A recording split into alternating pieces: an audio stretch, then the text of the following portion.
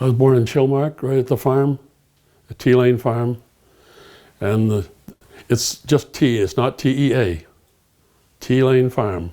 My dad, when he bought the farm, he decided it was in the corner of the Tea Lane, so he called it Tea Lane farm, and not T-E-A like the lane is. The truck was always lettered with T, just plain T with a hyphen, and Lane farm.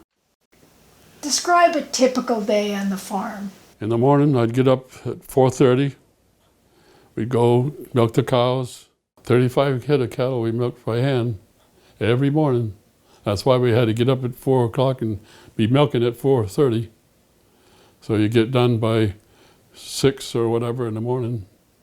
And there was, most of the time there was 3 of us that were milking, so it didn't take all that long, but quite a while just the same. And then I'd come back in, I'd take the milk down to the milk house, so-called milk house, and my mother would take care of the milk and put it in bottles and stuff, and I would go in and have my breakfast, and I'd change my clothes to drive the milk truck to deliver the milk. And I was gone from, I used to leave about 7:30 in the morning to deliver the milk, and I'd get home 2:30, 3 o'clock in the afternoon. And then it was chores again.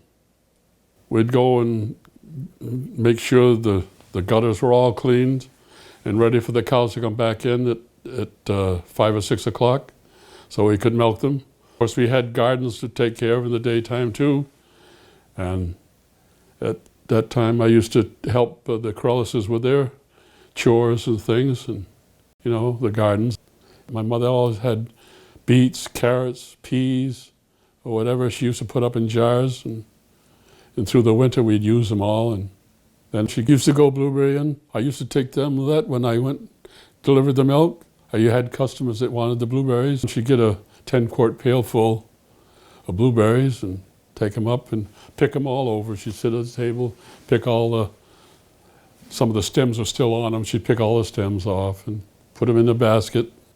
In the summertime, we used to go haying, and then we used to milk about 9 o'clock at night before we got through the haying. We'd get the hay in first, then we'd milk the cows, and then probably we didn't get to bed until almost midnight on those days. In the summer, it was really brutal to keep up with everything.